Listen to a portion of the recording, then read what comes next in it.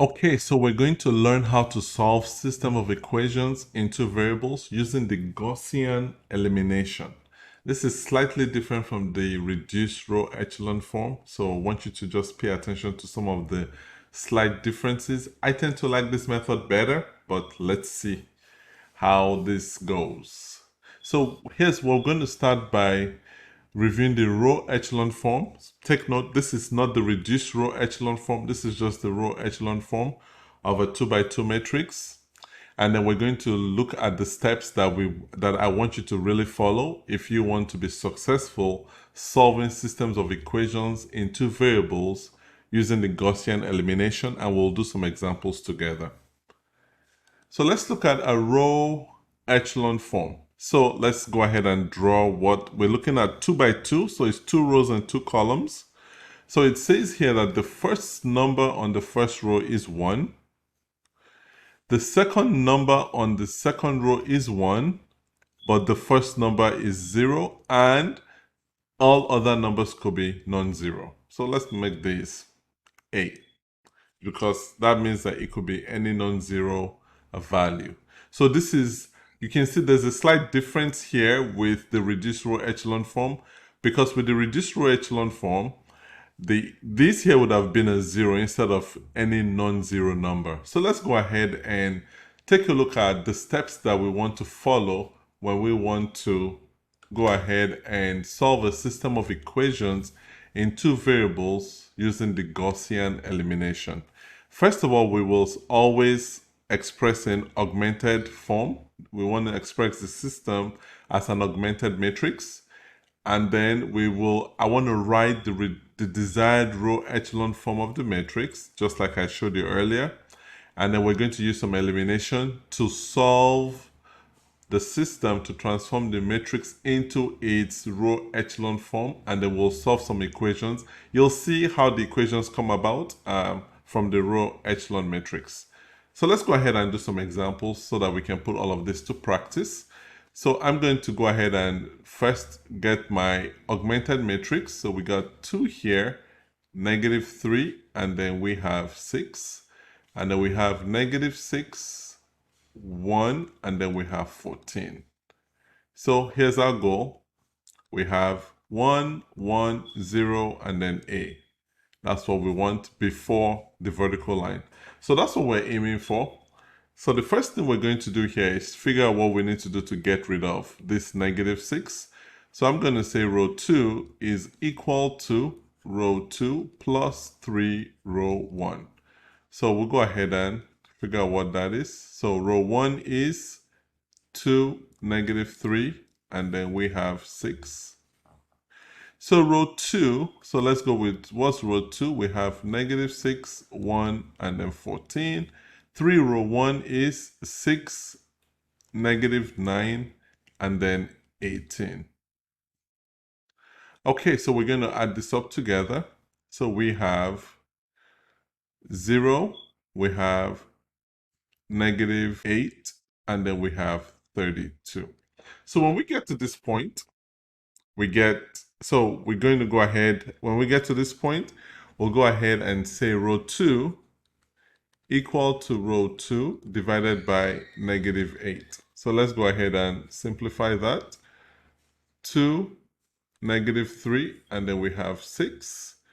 We have 0, 1, and then we have -4. So from this point, here's what we can do. We don't actually have to do we don't have to do much more with matrices and all of that. What we can say here is we can say y is equal to -4, and then we can say 2x minus 3 multiplied by -4 equal to 6. So therefore, we have 2x plus 12 equal to 6. Let's subtract 12 from both sides. So 2x equal to -6. Now we can divide both sides by 2, and you have x equal to -3. So you have x equal to -3, y equal to -4. So now let's see if we can test these values. So 2x minus 3y let's see what that's going to give us. We have negative 6 plus 12, that is 6. Then negative 6x plus y equal to, we see here, this is going to be 14. So that tells me that this answers, this solution or the solution to this system is being done correctly. Let's do another example. So I'm going to just switch the steps around. I'm going to just go ahead and draw my, let's go with 110A. And so we're going to have our augmented form. We have 4, 3, and then we have 0. We have 5, we have negative 3, and then 27. Okay, the first thing we're going to do is we need to get rid of the 5. So we're going to say row 2 is equal to 5 row 1 minus, well, let's go negative 5 row 1 plus 4 row 2. So let's go ahead and plug in our row 1. So we have 4, 3, and then we have 0 here. So we have negative 5 row 1. Let's go and show what that is. Negative 5 row 1 is negative 20, negative 15, 0. 4 row 2 is 20, negative 12. And then we have 20. Actually, that is not true. 4 row 2, we have 108 over here. So we have 4, so 20, negative 12, and then 108. So now we're going to add this up together. We have 0 here, we have negative 27, and then we have 108. So we now have row 2 equal to row 2 divided by negative 27. So let's go ahead and draw row 1. So we have 4, 3, and then 0. And then we have 0, 1, and then negative 4. So here we can say y equal to negative 4, and then 4x plus 3y equal to 0. So 4x minus 12 equal to 0. Let's add 12 to both sides. 4x equal to 12. You divide both sides by 4. And then x equal to 3. So you're going to have 3 and negative 4 as the solution to the system. So let's see if this works. 4x plus 3y. So this is 12 minus 12, which is 0. 5x minus 3y. So this is 15 plus 12, 27. That's another way to show that this is correct. And let's do one more example. I'm going to start here, 110A. And then let's go with our let's go with our augmented form. So we have 3, 1, and then we have 5. And then we have 6, negative 2, we have 4. So the first thing we're going to do is try to eliminate this 6 right here. So what we're going to do there is we're going to say row 2 is equal to row 2 minus 2 row 1. And just remember, what we're trying to do is trying to make sure that we applying, the reason why I'm not going into detail on how we're coming up with these numbers is that the assumption is that because you have to have learned how to solve systems by elimination, that you don't really need that. But just in case you need that, what we're looking for is trying to make sure that they have the same value. And as a best practice, most teachers like you to have opposite signs. That's why we're doing that. That's why we're doing it this way. So let's go and fill in row 1. So we have 3, 1, 5. And then we have row 2 is 6, negative 2, 4. Negative 2 row 1 is negative 6, negative 2, and negative 10. So here we have 0.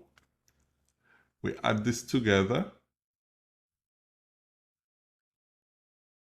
We have negative 4. We add this together, we have -6.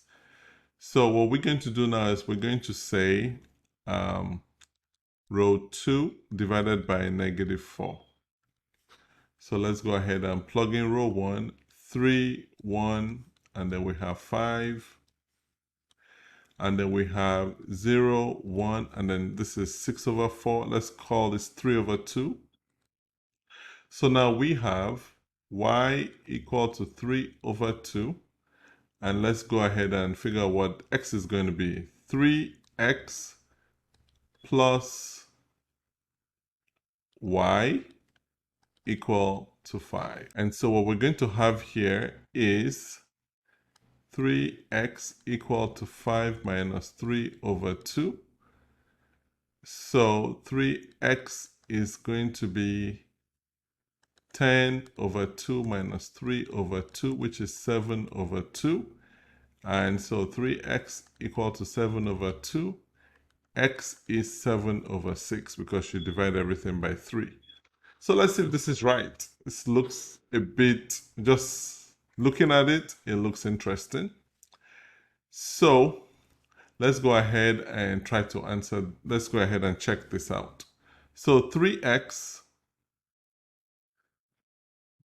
so we have 3 multiplied by 7/6 plus y 3/2. Let's check what that is.